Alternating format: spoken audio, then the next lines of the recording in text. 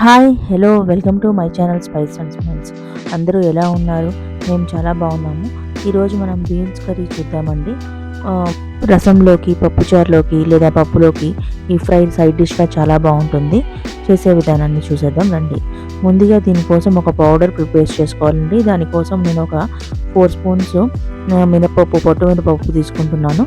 అలానే ఒక 2 స్పూన్స్ పచ్చెనపప్పు, ఒక 4 స్పూన్స్ ధనియాలు, ఒక 2 స్పూన్స్ జీలకర్ర, అలాగే నేను ఒక 4 స్పూన్స్ నువ్వులు తీసుకున్నానండి. ఇవి రెండింటిని లైట్గా రోస్ట్ చేసేసి పక్కన పెట్టుకొని పౌడర్ చేసుకున్నాను. ఇందులోనే ఒక 5-6 వెల్లుల్లి రెబ్బలు కూడా యాడ్ చేస్తాను. ఇవన్నీ పౌడర్ చేసుకొని పక్కన పెట్టుకోవాలి. సో నేను ఇలాగ బీన్స్ని సన్నగా చాప్ చేసుకొని ఉడకపెట్టి ఆ వాటర్ అంతా డ్రైన్ చేసి పక్కన పెట్టుకున్నాను.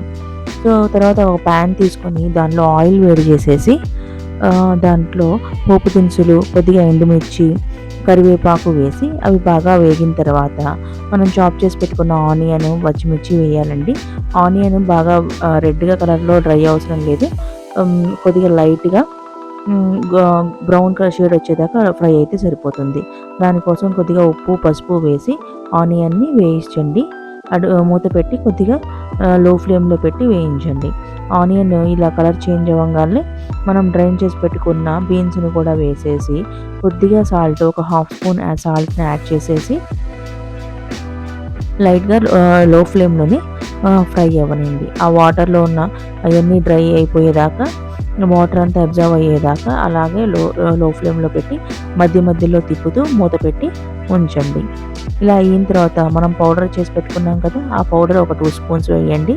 అలాగే కొద్దిగా పచ్చి కొబ్బరి, నా పౌడర్ నాకు వేడిగా ఉందండి, లేదంటే మీరు ఈ పౌడర్లోనే యాడ్ చేయొచ్చు. నాకు విడిగా ఉంది అందుకని నేను యాడ్ చేయలేదు. అలానే కారము, ఒక 2 స్పూన్స్ కారం వేసేసి ఇంకా బాగా మిక్స్ చేసేసి ఒక 2 మినిట్స్ అలాగా మూత పెట్టి ఉంచండి.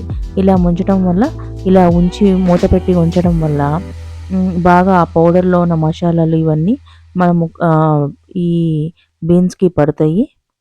సో అలా అయిన తర్వాత ఇంకా మనం ఫైనల్గా కొత్తిమీర వేసేసి క్లోజ్ చేసేసేయండి, స్టవ్ ఆపేసేయండి. సో ఈ విధంగా బీన్స్ కర్రీ బాగుంటుందండి. పప్పులోకి, పప్పుచారులోకి లేదా రసంలోకి సైడ్ డిష్గా చాలా బాగుంటుంది. ఈసారి ఈ విధంగా ట్రై చేసి బీన్స్ కర్రీ నాకు ఎలా ఉందో తప్పకుండా షేర్ చేయండి. ఉంటాను మరి. ఇంకో కొత్త రెసిపీతో, ఇంకో మంచి రెసిపీతో మళ్ళీ కలుద్దాం. బాయ్.